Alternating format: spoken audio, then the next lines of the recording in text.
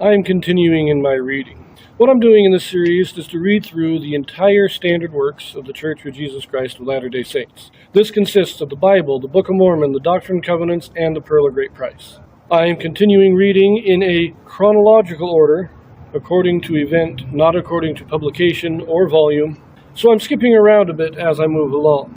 We continue in Hebrews.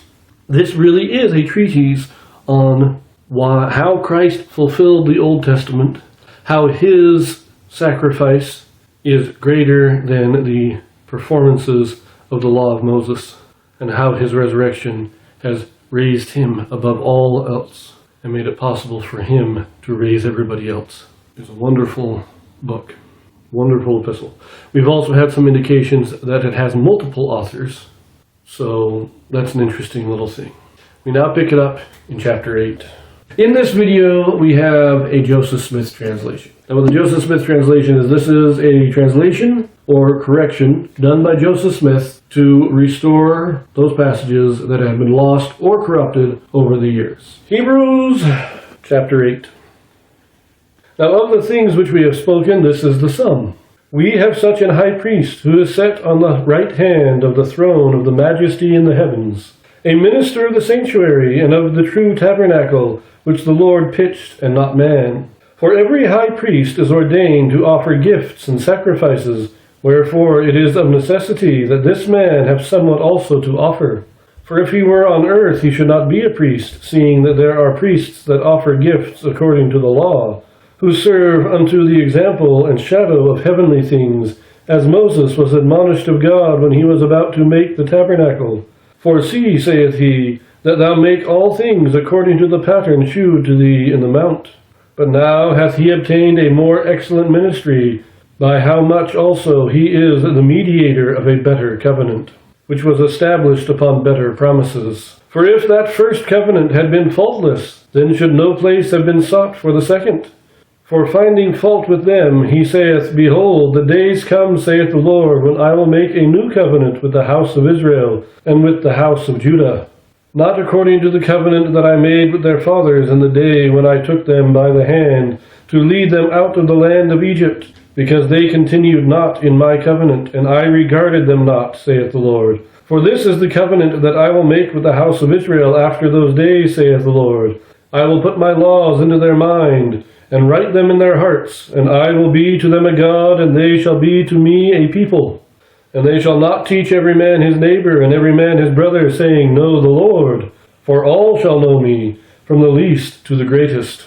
For I will be merciful to their unrighteousness, and their sins and their iniquities will I remember no more. In that he saith, A new covenant he hath made the first old. Now that which decayeth and waxeth old is ready to vanish away.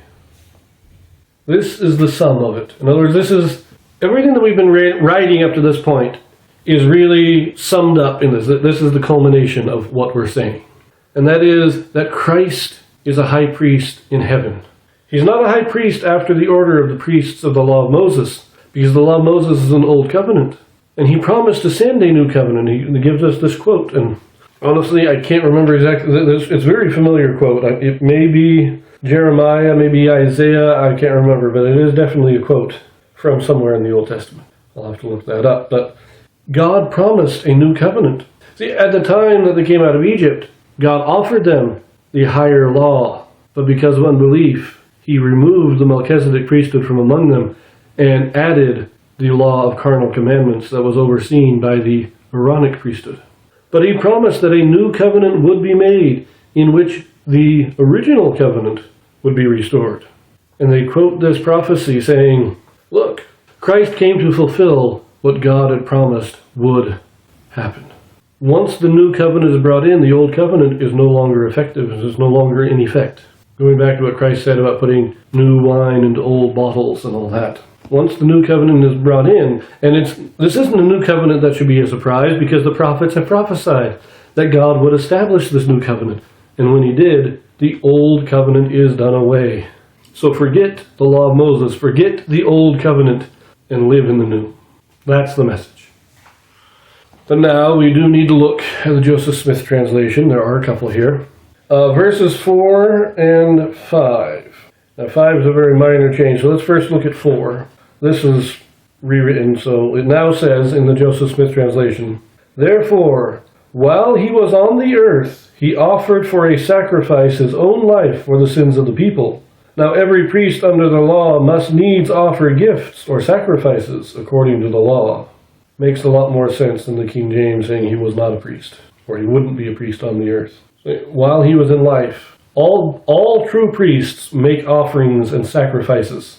And Christ, as a priest of the Melchizedek priesthood, he also made his offering in the sacrifice of his own life. So this is to establish that Christ is a true priest. Now verse 5, most of it is still the same, but near the end it says, "For see, saith he, that thou make all things according to the pattern."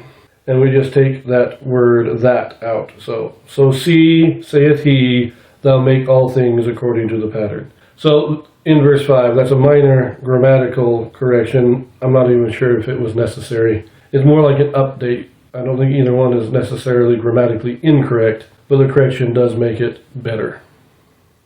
And we leave that there, and we'll pick this up in chapter 9 next, so I will see you there.